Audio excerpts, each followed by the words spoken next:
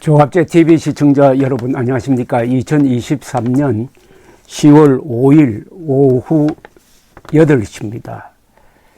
모보크라시라는 말이 있습니다. 중우정치라고 그럽니다. 국민들을 선동해 가지고 사기꾼이나 반역자들이 권력을 잡는 현상을 모보크라시라고 합니다.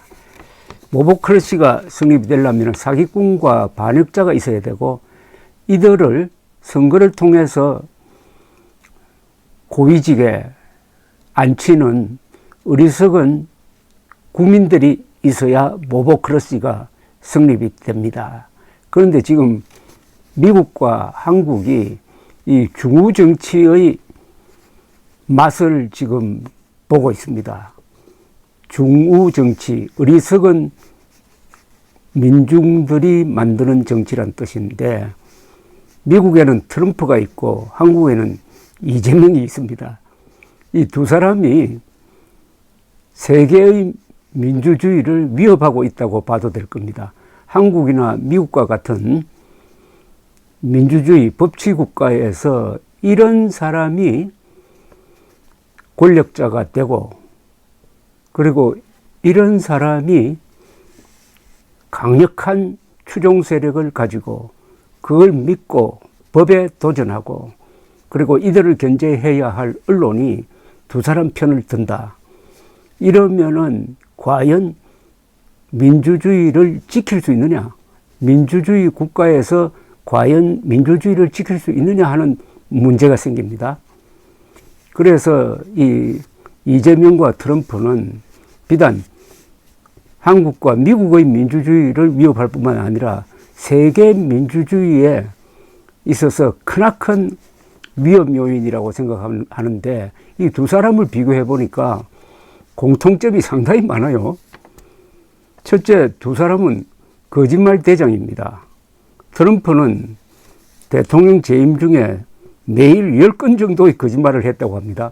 주로 SNS를 통해서. 이재명은 최근 밝혀진 것만 해도 작년 대선 투표 직전에 뉴스타파의 거짓말을 수백만 명에게 문자 메시지로 보냈는데, 거기에 들어간 수천만 원의 경비는 또 국민 세금으로 떼었다는 겁니다. 두 사람의 공통점은 거짓말 대장입니다. 그리고 수많은 막말, 그리고 거짓말을 하고도 절대로 이를 인정하거나 사과한 적이 없다는 공통점이 있습니다. 동시에 두 사람은 다 지금 사법 리스크에 걸려 있습니다. 그럼에도 강력한 지지층이 있어요. 트럼프는 1건의 행정소송, 4건의 형사재판에 걸려 있습니다. 이들 혐의가 유죄로 확정이 되면은 징역 700년감이라고 합니다. 이재명도 대장동 특혜 등 여러 건의 재판을 받고 있고, 백현동 대북 불법 송금, 그리고 위정교사 등으로 추가 기소될 예정입니다. 유죄가 확정되면 징역 수십 년 또는 무기징역 선고감이라고 합니다. 그럼에도 트럼프와 이재명은 야권의 차기 대선 후보감 1위로 꼽히고 있다는 공통점이 있습니다. 두 사람은 군대를 가지 않았습니다. 트럼프는 같은 또래가 월남전에 갔는데, 이 사람은 발바닥에 뭐 문제가 있다고 해가지고 석연치 않는 이유로 군대 가지 않았습니다. 이재명 씨도 팔에 문제가 있다고 해가지고 군대 가지 않았습니다. 그러면은 국군을 미안한 마음이 있어가지고 군대를 존중해야 될 텐데 반대입니다. 두 사람의 공통점이 군대에 적대적입니다. 트럼프는 월남전에서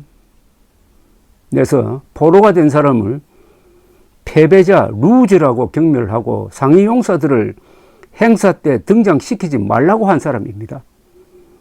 이재명은 한미일 군사 훈련까지 반대함으로써 국군이 북한군과 대결하는데 위험에 처하도록 하고, 천안함 폭침을 자폭이라고 막말한 사람을 당 혁신위원장으로 발탁했던 사람입니다. 또 공통점이 있습니다. 트럼프가 선동한 의회 난입 사건으로 수백 명이 지금 형사처벌을 받고 있습니다. 징역 20년 선고도 받고 있습니다. 한편 이재명과 관련된 사건으로 수십 명이 지금 구속 기소되어 있습니다.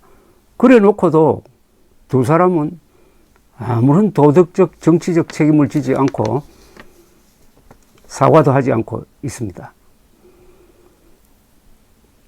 이렇게 되다가 보니까 트럼프 때문에 공화당이, 이재명 때문에 민주당이 민주주의 파괴 정당으로 지금 전락하고 있습니다.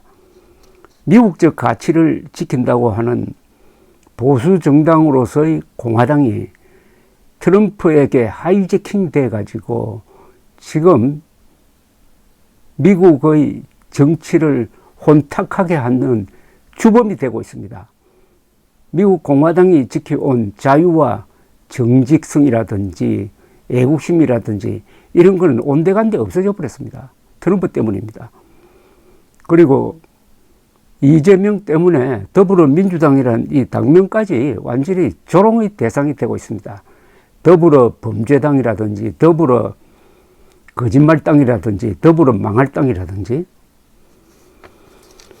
따라서 이 민주국가에서 국민들이 선동에 속으면은 선거를 통하여 반역자나 사기꾼 늘 권력자로 만들어주고, 이렇게 하면은 이게 도저히 민주주의를 지탱할 수가 없게 되는 것입니다. 민주주의라는 것은 유권자들이 교양이 있어야 지켜갈 수 있는 제도입니다.